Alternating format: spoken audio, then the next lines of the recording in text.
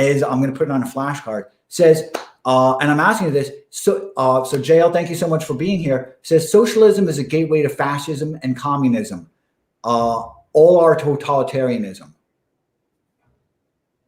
You want me to respond? Of course. Yeah. I don't like socialism. I would agree that socialist regimes land up taking away our freedom, although they do not necessarily result in totalitarianism, except through a very, very long, complicated process. Fascism, at least generic fascism, is phony socialism. They do very little to nationalize anything. You know, and even in Nazi Germany, so they confiscated the property of Jews and other people the regime didn't like, but it still remained a free to some extent a free enterprise government with private ownership. Communists, of course, just wreck the economy, and generally, I would say that socialism is a bad policy for, among other reasons, because it destroys other freedoms. It is not just economic freedom. This person is right. Socialist regimes land up taking away other freedoms as well, which has been the case with all social democracies. You know, they go in the direction not just of economic control, but of control of education, control of the family, and so forth. So that socialism, you know, to quote my late friend Roger Scruton, is less about economics than all the other things that the socialists want to do. So I want to help define these terms for me and hopefully for everybody else too, right? Because we're all kind of kids in the classroom, and you're definitely the professor.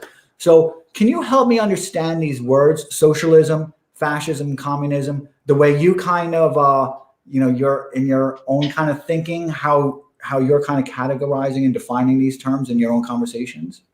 Yeah, I mean, socialism to me involves collectivization of the economy, nationalism, in the classical sense of socialism,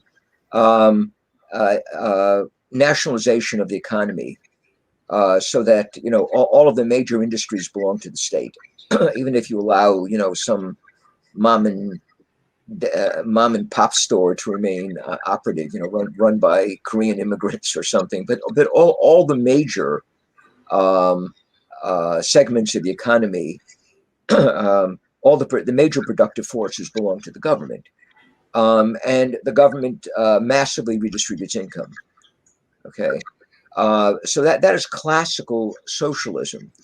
You have something. This occurs in England after the Second World War, in the Attlee government, which goes much farther, as I point out in my book on fascism, in collectivizing the economy, controlling income, than fascist Italy ever went. I mean, there's like no comparison. So you know, you can have socialism, even, you know, in a democratic parliamentary system that is voted in, but you will be much less free as a result. Not only because the government controls the economy, but typically because they create vast bureaucracies which oversee the family. You have social policy, which we have now in the United States, of course, even though we haven't collectivized yet in productive forces. We may never do that, but we have all the other accompaniments, or the of socialism, in terms of government control of the family, gender relations, and so forth. Like, you know, you think women are going to be liberated because you're going to have an abortion, but actually it's something given to women which men have no control over. So it is the woman who decides this. The man is sort of, you know, he's sort of rejected as a second-class citizen by the state that is supposedly extending women's freedom. Almost everything that is done for women's liberation, gay liberation, vastly expands the power of the state to control family, to control social relations, and to punish people who don't go along with the policy that is being enforced. And that's a requirement. Those are kind of the unique properties of a socialist system. I mean, is that something that's required in order to meet the definition, kind of the academic definition of socialism? No, it does not, because people typically give you economic definitions of socialism. What I am arguing is that socialism has social and cultural implications, which go well beyond the economic policies that are introduced by socialist governments. So how does socialism, and then I want to get into fascism and communism also, but how does socialism kind of repress dissent and opposition, is there a kind of a usual tactic that is a kind of that all these socialist systems kind of employ? Because you're going to have a lot of pissed off people when you distribute poverty. Yeah, no, what I'm saying is there's not a direct connection between the two. Just because I'm collectivizing the economy and taking all your economic choices, or most of them, does not mean I'm going to deny you free speech. But usually the two go together, because once the government can claim all kinds of power to regulate you economically, once it controls property and is free to take away your property as well, usually, there are other things that it can do. To force you into conformity, because it's taken over a very large part of your life, and it engages in something called, so all socialist governments engage in something called social policy. We do here too, although we are not formally socialists. And what this means is that the state takes upon itself the obligation to colonize your family. To define relations between men and women, parents and children. You see this in socialist countries all the time. Oh, really? That's something. So is that something? Is Venezuela? Would you say Venezuela is a socialist country? If they were able to set up a viable system, one that worked, they might. But you see it in Sweden, which is a socialist country. The government controls families, everything else, right? It's been a socialist country since the 1920s. And so fascism. And I know you go into it because I've read your book After Liberalism, and I was just reading your book on fascism, which also brought me to this fascism, the career of a concept, right? Fascism, the career of a concept. So how do you define, and what is the way that other people should think of fascism? Because I know what fascism is not, right? I know that when they say that person's a fascist, that's not true, right? So it's not really helpful to me. So how do you define fascism? And so then I also know what's not fascism. Yeah, by the way, not only is that not true, but when they say some populist like Orban in Hungary is a fascist, that's not true.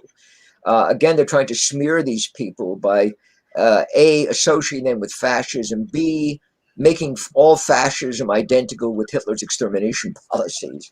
So there's all of these connections that they're assuming when they call Trump as a fascist. What it means is he would support the extermination of people at Auschwitz. I mean, they're all sort of run together.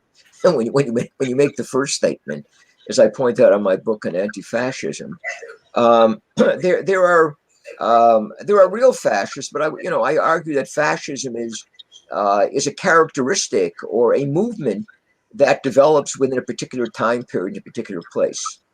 If you say, well, we have anti-Semites here. Well, not all fascists were anti-Semites, and not all anti-Semites have been fascists. So you can't say that all anti-Semitism is fascism, or all dictatorships are fascist. No, they're not. There have been dictatorships, throughout human history, and they weren't fascist. So that, I mean, fascism is something that comes out of the First World War.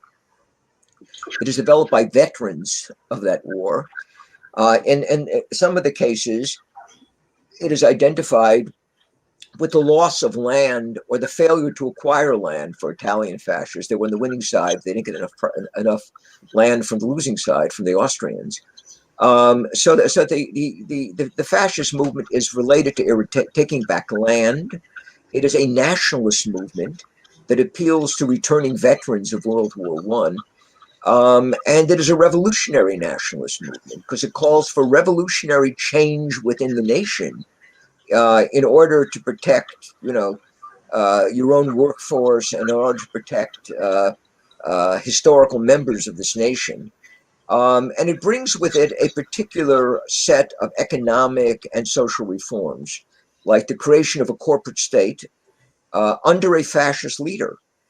One-party state, I think, is not the important aspect here, because if you look at fascist states, the emphasis is on reorganization, corporate reorganization, the creation of a fascist hierarchy, and the role of a leader who embodies the will of the people. And these in the case of Latin fascism, I think one can recognize certain Catholic elements. like, the rejection of the free market, certainly the rejection of Marxist internationalism, and the creation of a corporate economy. It's almost like a kind of neo-medieval economy that they're trying to establish in fascist Italy. I suppose all of them take this over. Portugal, you have a fascist movement in Spain, the Falangistas, the Phalangist movement. But they're also, in the case of Nazism, you have something which incorporates both fascist and Stalinist elements. It takes over much of the trappings of Italian fascism. So is there such a thing as, I'm sorry, I hear that echo, and it's kind of cool. I'm not getting into it. I feel like I'm in the Starship Enterprise or something. It's kind of cool. So Right. is there such a thing as just Nazism? And can that Nazism be kind of recreated into a different time and period? There have been attempts to revive Nazism. I mean, you even see Nazi elements in, what is it, the Golden Way or whatever they're in Greece. There's a kind of neo-fascist movement, nationalist movement. It takes over some of the symbols of Nazism. The Ba'ath Party in Iraq took over elements of both Nazism and Stalinism. This is almost sort of like window dressing. But I think Nazism itself, and I think Ken Arendt and others who point this out, incorporates a good deal of Stalinism. And many of the interwar, Marxist critics of Stalinism pointed this out, that Hitler's Germany looks a lot like Stalin's Russia. They have concentration camps. They're terrorist regimes. They're one-party states with, controlled by this leader on top who can do just about anything. And they have sort of ministries of propaganda that constantly, reshape the truth. Generic fascism in Spain or Italy or other places is not totalitarian in the same sense. But so if there's nothing. So can Nazism be your thing? Is your Nazism? Oh, I hear it. It's kind of cool. I feel like I'm in a canyon. So can Nazism? Is there a real legitimate fear of Nazism or Hitlerism or however it's described being recreated today? What would Nazism, right? Because I'm trying to figure out all the differences of these things. What would Nazism look like today? I mean, would it be because they had a bureaucracy, but they were also, and I studied propaganda, but they were horrible at propaganda. So they weren't able to broadcast a coherent message. I could not imagine something that looks the same as Nazism today, because that too is dated. It belongs to a particular period in European and German history. And again, it's sort of a peculiar fusion of fascism and Stalinism that you get, and much dependent on the personality of Hitler. But I think there are a lot of people who genuinely believe that Nazism is coming back, in the form of the AfD in Germany or the Rassemblement National in France or some. I mean, it's ridiculous, but they do believe this. And, some of these people are Holocaust survivors who think that it's going to happen again, and anything identified with the right is Hitler or something like that.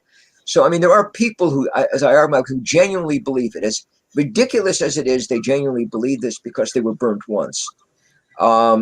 I think most of these people running around saying that, Trump is Hitler are just engaging in rhetorical overkill. I don't think they really believe this. I mean, it's so ridiculous. I think they do. Can I tell you something?